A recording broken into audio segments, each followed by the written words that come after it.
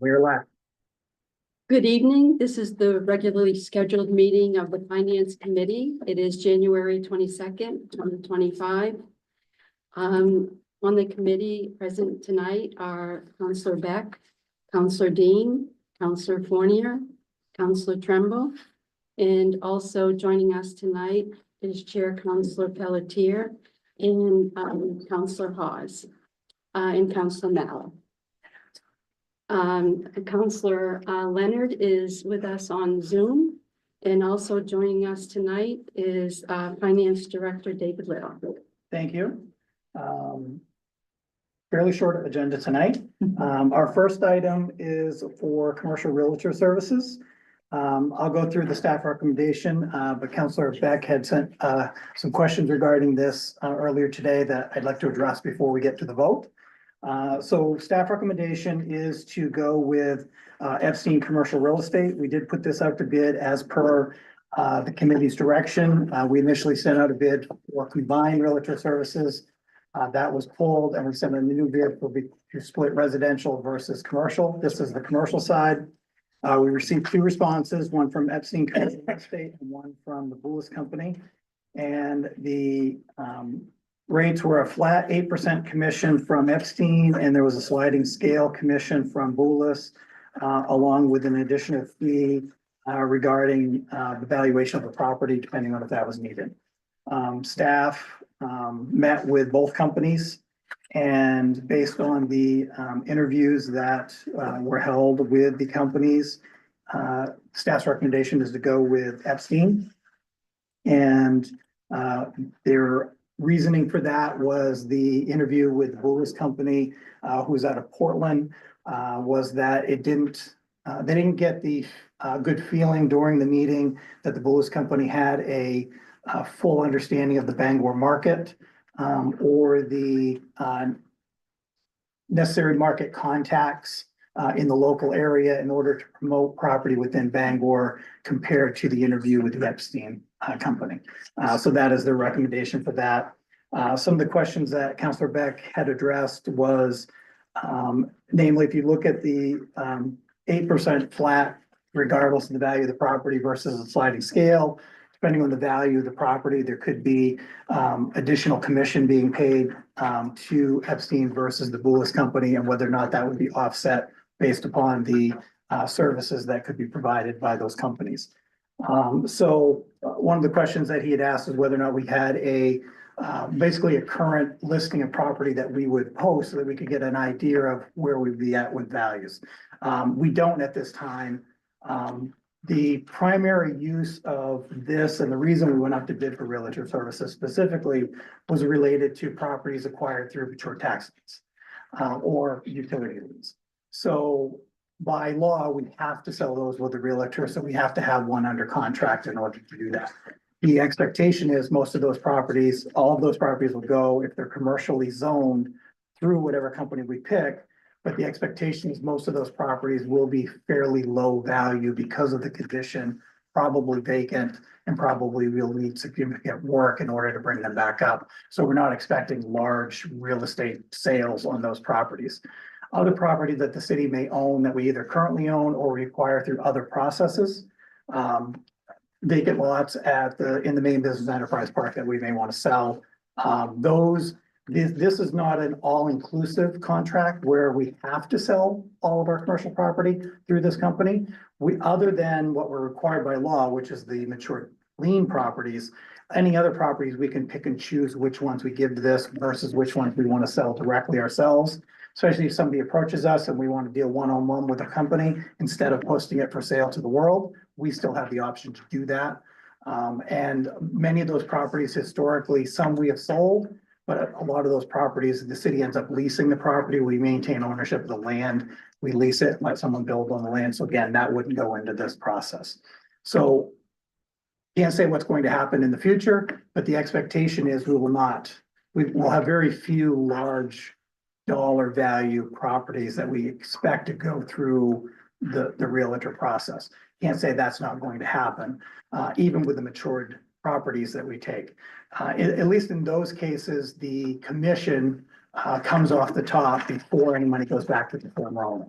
So if we happen to have one that sells for $1 million, and we pay that extra commission compared to what we would have paid with the Boulos company, we get to recoup all of that money back and be made whole from the sale price before we calculate what goes back to the former owner that didn't pay their taxes.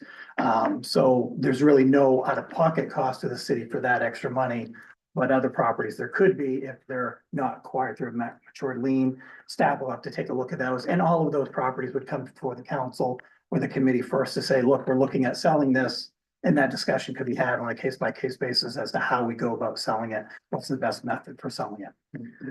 One of the other questions is whether we could possibly split the bid. But that wasn't part of the RFP, so trying to split it at this point is really throws that process out the window. And it would have changed what they bid if they knew that we were looking for a small versus a large type of commission rate. So I think I answered most of your questions. Yeah, yeah. Okay. So staff recommendation, like I said, is to go with the Epstein company based upon interviews from staff. That they felt that they had the best sort of in touch with the Bangor market and would be the best for us to try to promote and get the best price possible for properties that we do sell with them. Move approval of staff recommendation. Second. Any questions or further conversation? One Council quick Dean? question. Is the 8% their normal commission or did they give us a deal?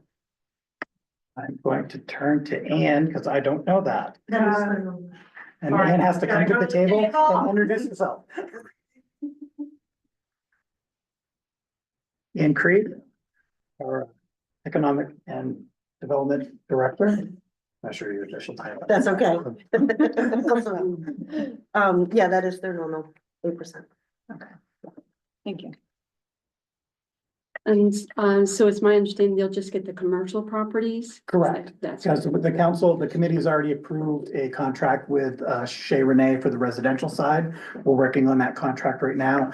This will actually go to full council because over a 5-year period of the contract, there is a chance that we will exceed the $250,000 that typically would require full council. We don't know if that's going to happen or not, but on the off chance that it might, we thought we would take this approval to full council. So this will be on the agenda for next week for full council approval. very good. Do we need to do a vote individually? With all committee members here, Is he a committee member? no, Joe's not a committee member. Then yeah, you don't need a roll call. Okay. And I think you got. Thank you. Thank you. Our next item tonight is for phase 4 of the Historic Preservation Survey. We did go out to bid for this as well. It's an architectural survey of historic properties throughout the city. We received 2 responses. They were fairly close. One was for a company out of Detroit, Michigan at $20,800, and one was for a local company, Ames Associates, for $21,000. Staff is recommending that we go with Ames Associates for $21,000. The $200 difference in the price seemed to be outweighed by having a local company that is already familiar with Bangor. They have also done all of the previous phases for this project. This particular historic preservation survey will focus on the tree streets along State Street, various parks, as well as the Grange. And this is putting together a plan and a report of our various historic properties throughout the city, something that previous councils have been very interested in. So our recommendation is to move forward with Artifacts Architects for phase 4 of this project for $21,000. We do have a motion. I move staff recommendation for this. Second. Thank you. And are there any questions or anything else up for discussion for this? Okay, then I think you have approval. Thank you. That's all that we had on the regular agenda. I do want to give the committee a couple of quick updates.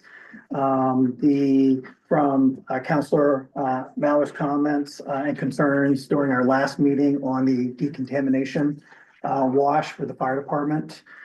We did staff reached out to all of the other vendors for quotes on a decontamination wash. One of the vendors did not provide a quote because they don't deal with that aspect of it. They only dealt with the fill tank piece of it. One of the companies provided the unit that was, that we were recommending that we buy through industrial protection is a unit that can decontaminate 14 of the self-contained breathing apparatus, the scuba packs per hour. A typical fire, they will go through 25 or 30 of those packs that need to be decontaminated. So this would be able to put them back into service within 2 hours in a typical type fire situation.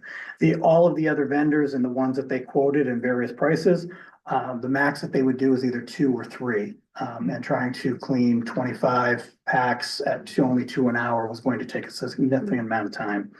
So one of the ones that was quoted by one of the other vendors had a cost of $45,000 to $50,000 that only did 3 units. One of them would have quoted the exact same model that we were looking to buy from Industrial Protection.